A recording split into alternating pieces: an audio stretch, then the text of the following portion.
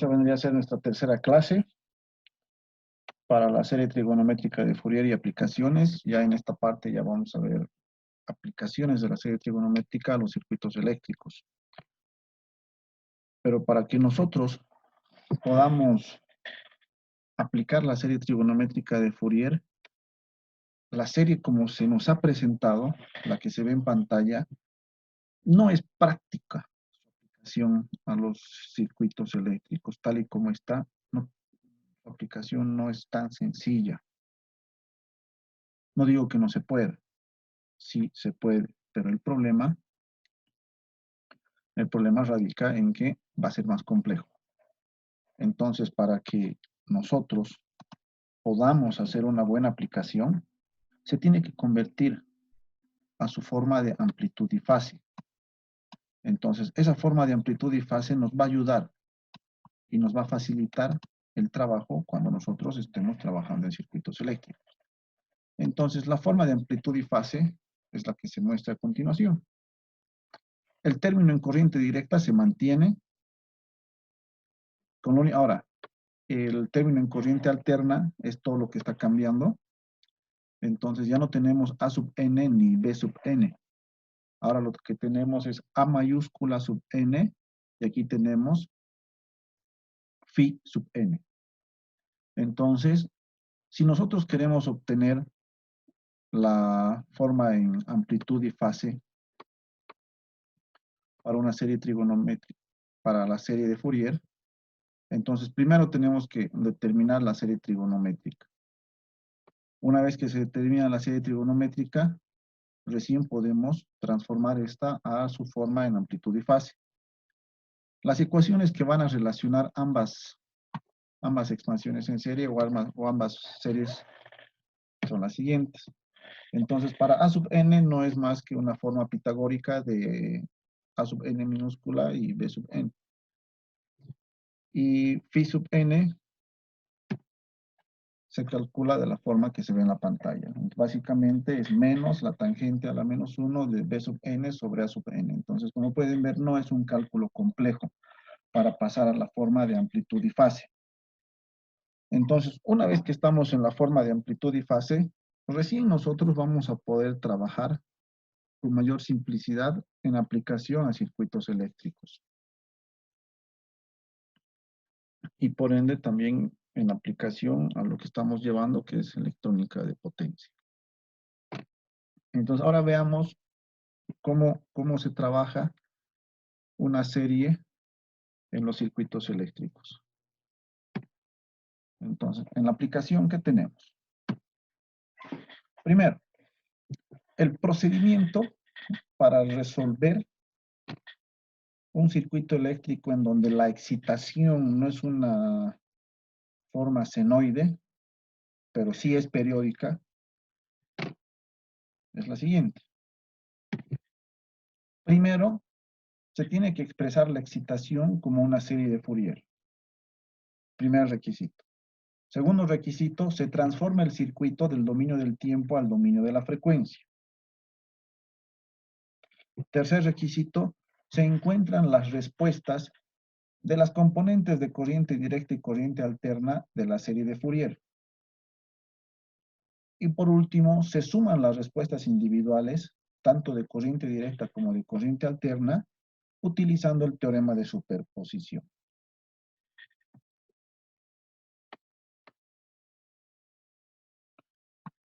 Entonces, para poder comprender mejor esto, vamos a utilizar todo esto en un ejemplo que simbolice una red lineal y una fuente periódica. Entonces, eso es lo que vamos a hacer primero.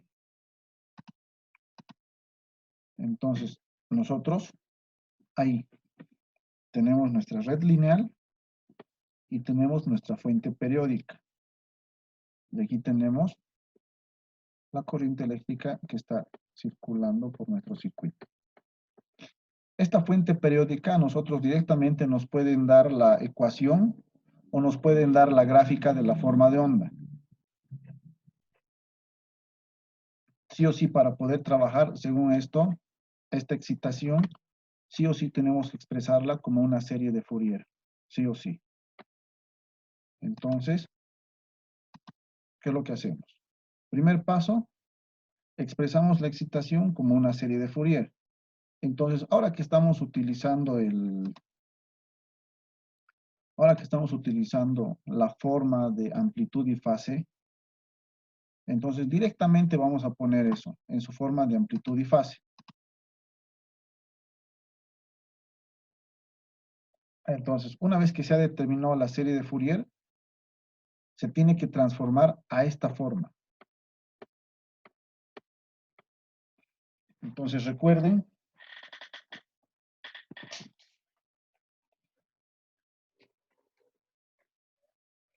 que les pueden dar la excitación en cualquier presentación. Ustedes ya tienen que aprender a reconocer en primer lugar si la excitación es periódica. Si es periódica, entonces sí se puede escribir como una serie de Fourier. Si no es periódica, ya no se puede escribir como una serie de Fourier y se tendría que utilizar otras técnicas, las cuales a nosotros ya no nos interesan. Entonces, una forma sería, por ejemplo, que nos entreguen la gráfica de la forma de onda. Entonces, esto sí se puede expresar como una serie de Fourier. Otra forma sería que nos entreguen la función. Esa función puede ser en un tramo o puede ser en varios tramos. Y para cada tramo les van a indicar qué rangos de tiempo tiene para cada tramo. Entonces, ahí ustedes ya van a identificar también el periodo de su función. Entonces, en cualquiera de estas distintas presentaciones que puede venir la excitación a un circuito, naturalmente ustedes van a expresarlo como una serie de Fourier que va a ser dependiente de A sub n, o mejor dicho, inicialmente A sub 0, A sub n y B sub n. Una vez que ustedes encuentren esa serie, recién la convierten a su forma de amplitud y fase. Entonces, ahí igual tienen su función o su excitación en función al tiempo, pero ahora va a depender de A sub n y phi sub n o tita sub n, dependiendo del ángulo que ustedes quieran, con el que quieran trabajar. No hay ningún problema.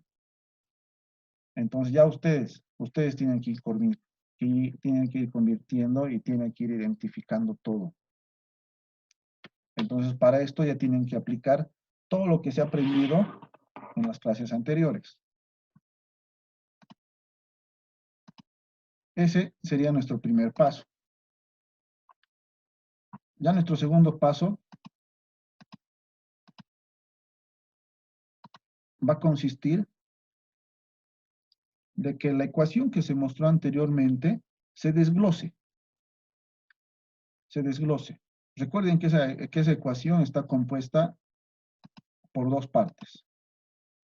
Entonces, yo voy a desglosar mi ecuación. Entonces, al desglosar mi ecuación, fíjense, aquí yo tengo la componente en corriente directa y todos los demás que sobran son la componente en corriente alterna. Entonces, en el segundo paso, yo tengo que identificar todas las fuentes que voy a tener debido a la serie. Pero deben tener en cuenta de que la serie, al ser infinita, voy a tener infinitas fuentes. Eso vamos a ver a continuación.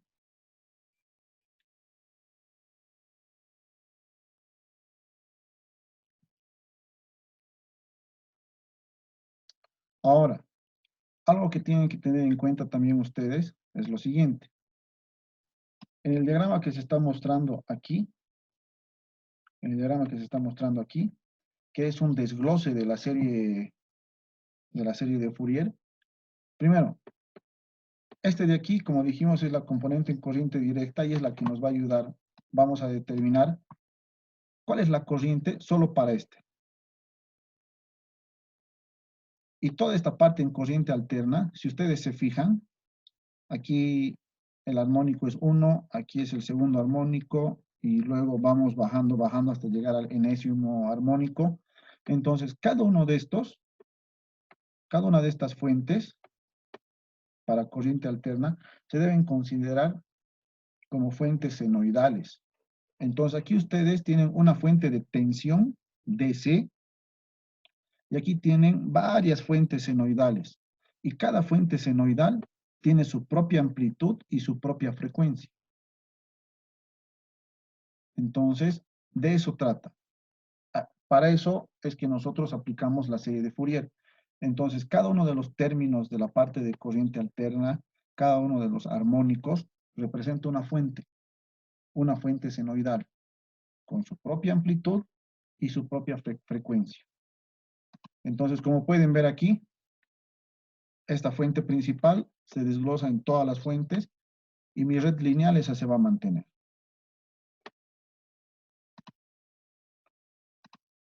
Una vez que yo ya he identificado,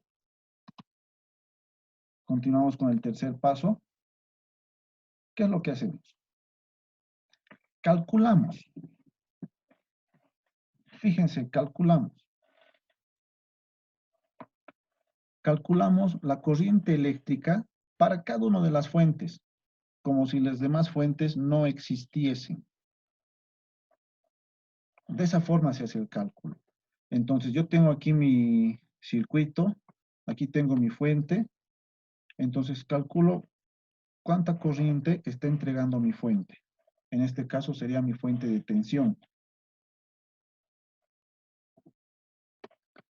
Recuerden que cuando se está evaluando una fuente de tensión, aquí en el circuito, la frecuencia es igual a 0 para una fuente de tensión en corriente directa.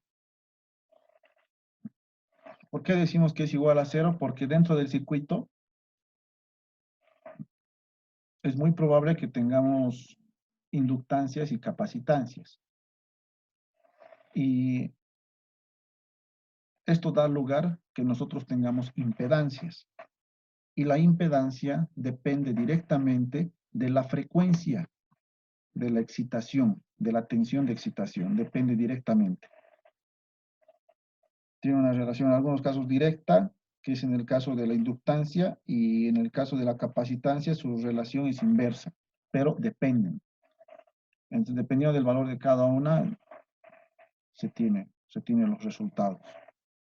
Entonces, primero aquí calculamos para B sub 0. Entonces, estaríamos calculando para el término en corriente directa. Ahora, eso es cuando ustedes están en el dominio de la frecuencia. Ahora, si ustedes quisiesen hacer el cálculo de todo esto en el dominio del tiempo para la corriente, entonces ahí ustedes tienen que tomar en cuenta que cuando están analizando para una fuente de corriente directa, todas las inductancias se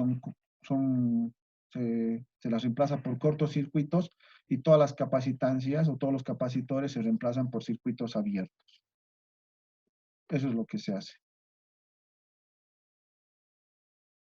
Ahora aquí, por ejemplo, nosotros estamos utilizando, directamente vamos a utilizar la ley de Ohm y ya no tenemos ningún problema. En cambio, para determinar para las demás fuentes que son en corriente alterna, entonces, para determinar la corriente, ya ustedes tienen que utilizar fasores. En el ejemplo, vamos a ver el uso. Luego nos toca el cuarto paso. El cuarto paso ya nos habla de la superposición. Entonces, todas las respuestas individuales, cada respuesta que se ha obtenido para cada fuente, ya sea de tensión DC o de corriente alterna, todas esas corrientes que se han obtenido se suman. Absolutamente todas. Entonces, miren, ahí esa sería la representación para mi serie. Ahí tengo todas mis fuentes, desde la fuente en corriente directa y todas las fuentes generadas por los armónicos, desde 1 hasta n.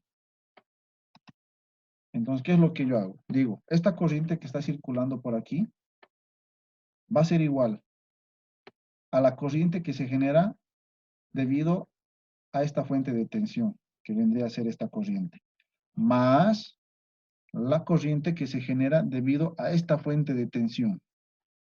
Aquí está. Más la corriente que se genera debido a esta fuente de tensión. Entonces, ven, se hace el cálculo para cada una. Entonces, cuando estoy calculando la corriente que hace circular esta fuente, todas las demás desaparecen. Cuando calculo para esta, todas las demás desaparecen. Cuando calculo para esta, todas las demás desaparecen. Entonces, la red lineal o el circuito se utiliza con cada una de las fuentes que yo voy a tomar en cuenta. Ahora, ya llevándolo, esto lo de arriba está en el dominio del tiempo, el de abajo ya va a estar en el dominio de la frecuencia, ya estamos utilizando fasores. Entonces, apoyándonos en la serie de Fourier, obtendríamos este resultado. Entonces aquí tenemos la corriente promedio, y aquí tenemos la sumatoria de todas las corrientes ocasionadas por cada una de las fuentes que se ha generado.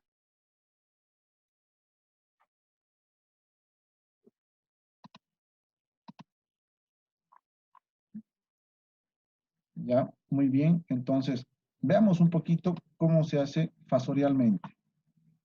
Entonces, miren, eso es nuestra ecuación principal, nuestra respuesta o la corriente que se ha llegado a obtener en función al tiempo para la excitación periódica que nosotros tenemos o que se ha conectado al circuito. Pero cuando ustedes ven esto, ¿qué es lo que tienen que entender? Tienen que entender, como les dije hace rato, que primero han hecho el cálculo solo para la fuente en corriente directa. Más, luego hacen el cálculo para el primer armónico. ¿Ven? Aquí estoy calculando la corriente. Más, luego hacen el cálculo para el segundo armónico. Y así sucesivamente hasta llegar al armónico enésimo. Pero fíjense, a este resultado le sumo este, luego le sumo este, luego le sumo el que corresponde y hasta llegar a I sub n. Pero si hablamos de hasta llegar hasta I sub n, estaríamos hablando de una infinidad de términos. Entonces, por lo general, con de 3 a 5 términos calculados es suficiente. Es más que suficiente. Entonces, esto que están viendo aquí se ha obtenido de cada cálculo que se ha hecho para cada fuente. Y fíjense, aquí en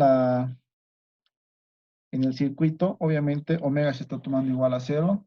Aquí n es igual a 1, por eso aquí ya no han puesto. Aquí n es igual a 2, fíjense, n es igual a 2, aquí igual es igual a 2, y n es igual a n.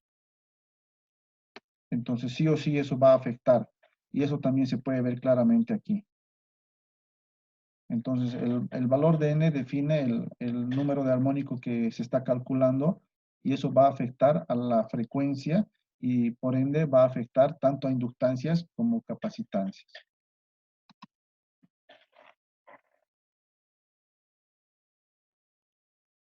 Muy bien. Ahora que ya hemos comprendido todo eso, veamos un ejemplo muy sencillo para que se pueda comprender mejor. Sea la función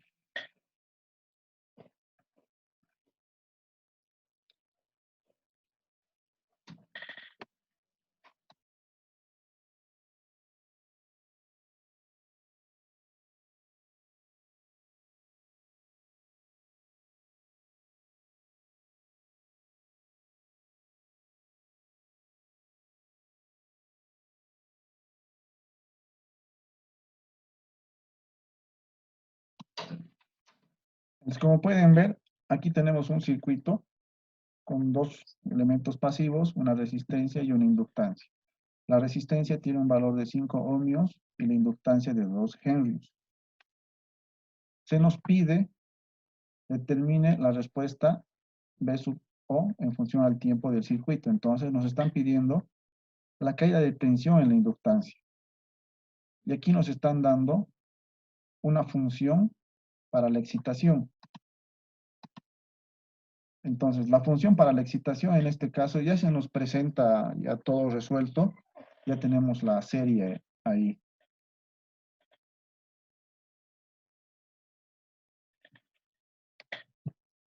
Entonces, como ya tenemos la serie, directamente podemos empezar a resolver el problema. Lo primero que tendríamos que hacer es como cada uno de los elementos va a depender de omega, entonces tendríamos que ver eso.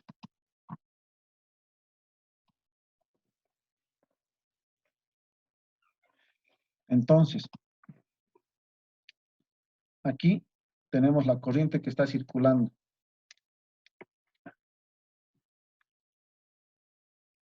Tendríamos la corriente que está circulando y para calcular la tensión aquí sería B sub O igual a J omega N por L por la corriente que está circulando, que sería I. Reemplazando, ¿qué tendríamos? J omega N por L sobre o por I.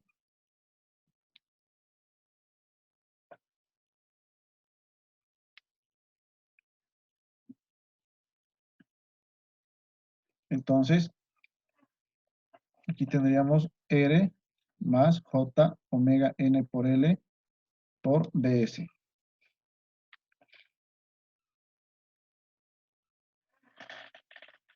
Entonces, como pueden ver, todas las leyes de los circuitos se van a mantener intactas.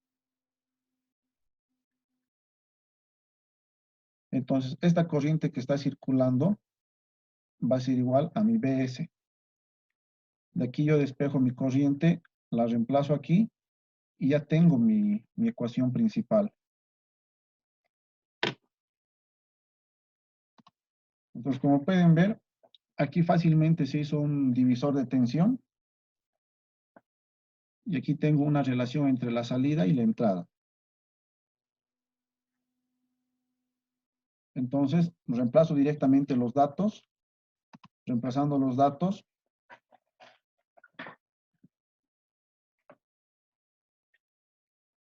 L es igual a 2, está el 2.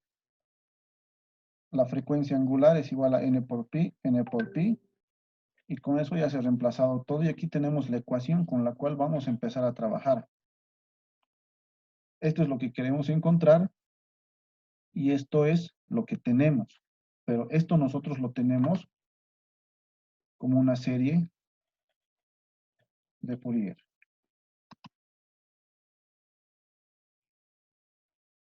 Primero vamos a hacer el cálculo para la componente en corriente directa. Entonces, para el cálculo de la componente en corriente directa, como les dije, se puede tomar una de estas dos consideraciones. Tomando en cuenta esas dos consideraciones, directamente tendríamos que n es igual a 0. Entonces, aquí sería 0, aquí sería 0, arriba es 0, abajo es 0. Fíjense, independientemente de cuál sea la excitación, aunque en este caso es un medio, porque solo se está tomando BO, o perdón, solo se está tomando la componente en corriente directa, directamente este resultado nos da 0. Directamente.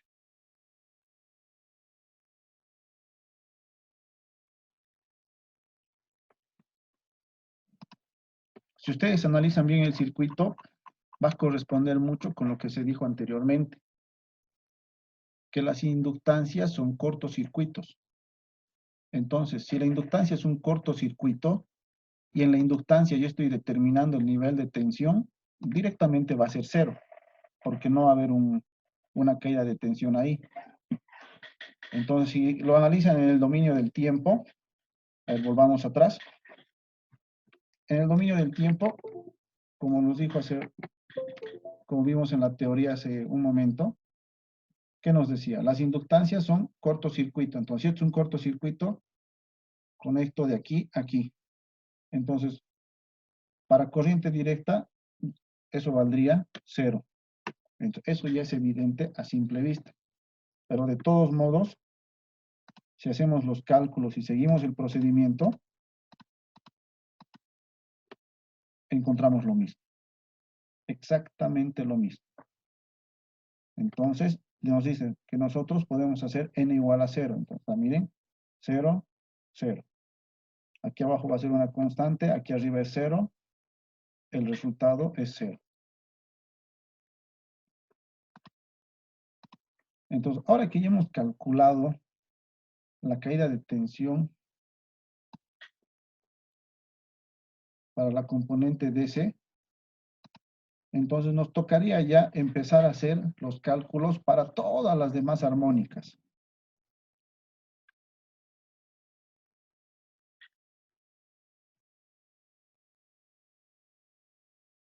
Para todas las demás armónicas. Para la parte en corriente alterna de la serie de Fourier. Entonces ahí, toda esa serie de Fourier que nosotros teníamos, si lo convertimos a fasores, nuestra expansión en serie para la parte en corriente alterna, básicamente se reduce a esto. Entonces aquí, como ya tengo una representación de la excitación, eso es lo que yo tengo que reemplazar en la ecuación que he determinado a través del divisor de tensión. Pero en este caso ya n va a tomar, según a la expansión en serie, nos decía que solo para valores impares de n. Entonces en este caso n ya va a tomar valores impares, 1, 3, 5, 7, 9. Entonces reemplazamos. De cuenta de poner BS, ponemos todo su equivalente, que es 2 sobre n por pi, con un fasor de menos 90, o con un ángulo de menos 90. Recordamos un poco de lo que es variable compleja.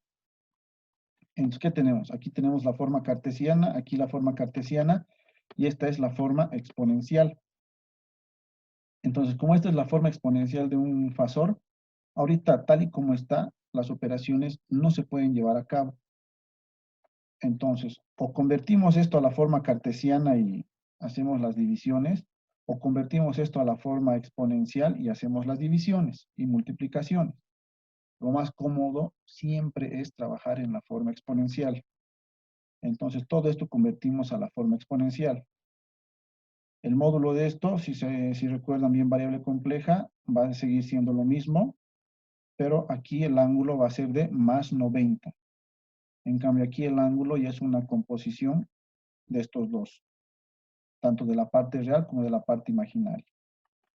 Entonces, como pueden ver, 2n por pi es el módulo del fasor y más 90 porque está sobre el eje imaginario positivo. En cambio, aquí el módulo ya es por medio de Pitágoras, utilizando la parte real y la parte imaginaria, se determina el módulo. Y el ángulo, ya, tangente inversa de la parte imaginaria, que es 2n por pi, sobre la parte real, que es 5, multiplicado por esto. Entonces, ahora aquí ya está en la forma exponencial. Estos de aquí, los exponentes, se suman directamente. Entonces, más 90 menos 90 sería 0. Todo esto que está dentro del paréntesis, aquí afuera, miren, tiene un signo positivo, pero está en el denominador. Ustedes saben que cuando eso llevamos al numerador, pasa con signo cambiado.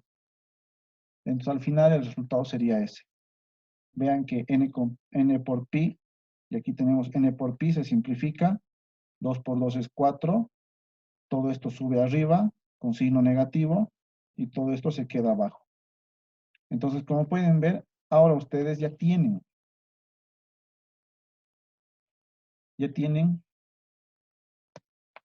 la salida, la tensión en la inductancia y la tensión para todos los armónicos.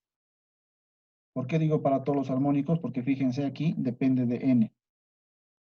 Entonces yo digo para la salida para el primer armónico, entonces reemplazo n igual a 1 y ya está.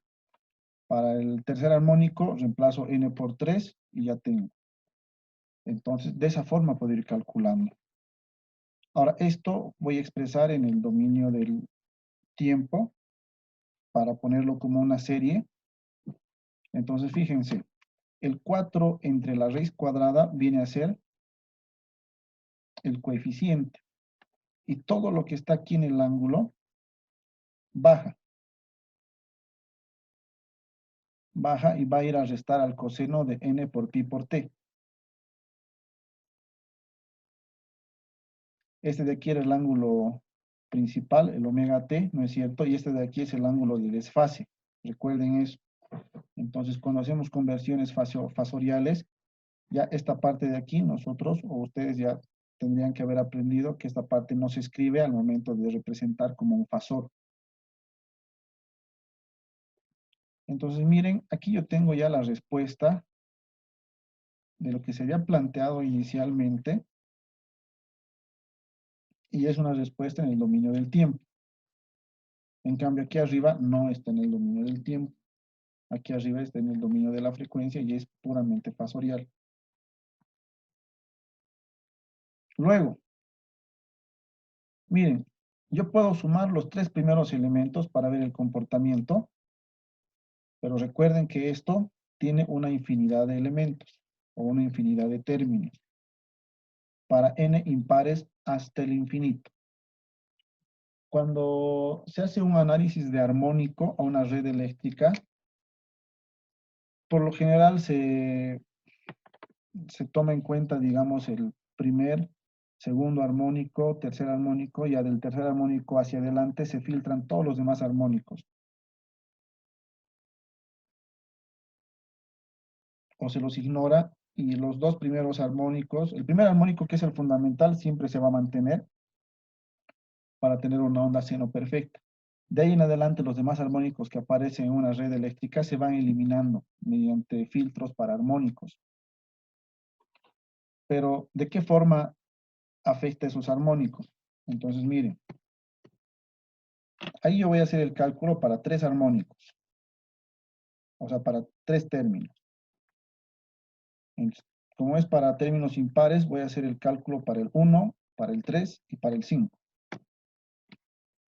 Entonces, fíjense, yo expreso mi sumatoria ya, pero para n igual a 3, desde 1 hasta 3.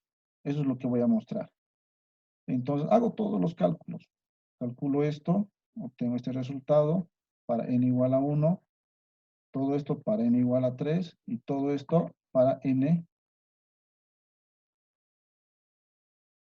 igual a 5. Entonces, de esa forma se hacen los cálculos. Ahora, una vez que se tienen estos cálculos, se puede ver el porcentaje que tiene un armónico respecto al otro. Muchos pueden decir, ah, mira, 0.5 no es mucho, pero si 0.5 o si este término que tienen aquí es la frecuencia con la que ustedes están trabajando, de aquí hacia la derecha todos los demás son los que están perturbando. Y fíjense, de 0,5 a 0,2 estamos hablando de un 40%. Entonces, este de aquí básicamente representa un 40% de este en amplitud. Entonces, toda la corriente que consuma este afecta porque ya son corrientes de pérdida. Toda la corriente que consuma este también afecta porque son corrientes de pérdida. Entonces, de esa forma perjudican los armónicos. Entonces, un tipo de gráfica que se hace para hacer el análisis de armónicos es la gráfica de amplitud versus frecuencia. Esta frecuencia es la frecuencia armónica que se ha tomado en cuenta.